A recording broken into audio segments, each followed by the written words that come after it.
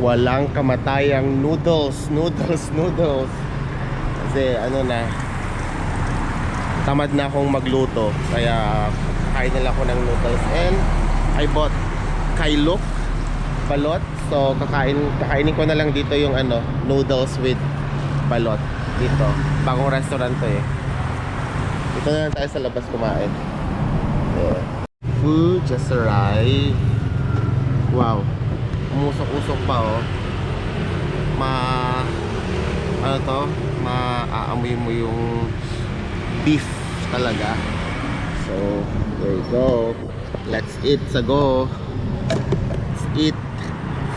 Pho is my favorite go-to food kasi diba, sabaw-sabaw. Let's eat. Nakabasag ako. Natabig ko yung ano, yung sauce. Ayun oh, nabasag. Grabe. Kasi nandito siya oh, kumuha ako ng kutsara, natabig ko siya. Ayun, basag. Okay lang, wala namang laman eh. Craving for pizza pero napadpad ako sa may ano, burger. Oh, chicken burger. Chicken na naman. Cheese steak, chili dog. Ito yung price list nila, yung menu. Ang pangalan nito? Monchis. This is the place. So let me order first. It's a new shop. Nakikita ko na to always pag dumadaan ako rito. Ito siya. Pangalan niya is Fast Food Monchis Burger. Alright, yan. So dito siya sa may, I don't know kung saang lugar to. Watay Road. Tapat ng ano, in front of LBB Bank. Ito siya. And beside of this is the Sengdara Hotel. So nag-order na ako kanina. So the prices starts at 80,000 kip to 130,000 kip. So yan yung per servings nila. It's Sunday today, so walang masyadong ano, traffic. Ito lang siya. This is the Sunday vibes. And ito yung setup nila. Ito ako nakaupo. Yung mga campers setup. And ito yung let's go inside. So meron silang special promo. Monchis buffalo wings plus beer for 195,000 kip. So yung ano nila. Meron din silang ano,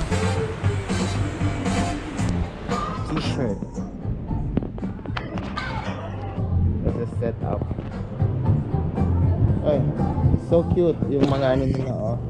Yung mga table is old barrel, old gasoline barrel.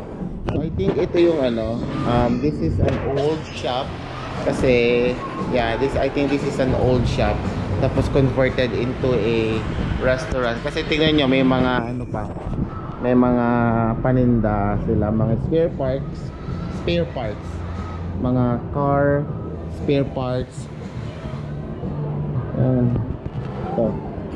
So yeah, I guess this is an old shop converted to, I think it's still ano, ano pa rin siya, nag-ooperate pa rin siya as a motor parts shop.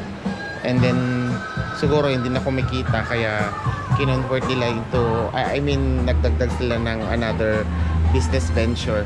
So I think medyo okay to sa gabi kasi may ganda yung ambience dito sa labas.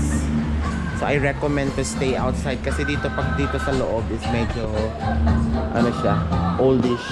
Kasi niluluto na nila yung ating order. Tingnan niyo yung mga ano nila, smash burger. Yun yung prices nila. Single is 80,000. Makeshift kitchen. Ito na siya. Napasubo na ako. Actually, nagugutom ako. Gusto ko sanang kumain ng ano, ng fried rice. Pero since parati kong nadadaanan nito, so na-curious ako.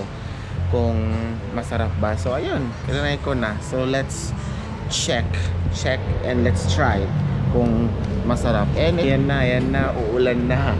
It's starting to rain. So this is now the food. This is the burger, 80,000 kit, and this is the fries for 30,000 kit.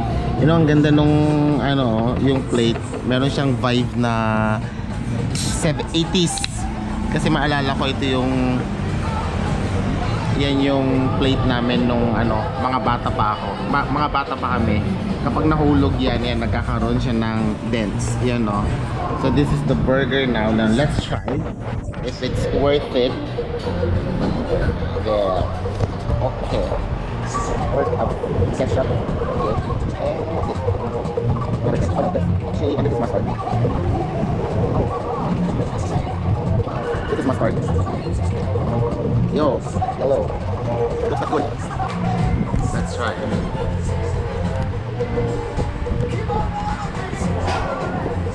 Burger na may mga lettuce, vegetables. Ito wala siyang vegetables. So pure karne siya.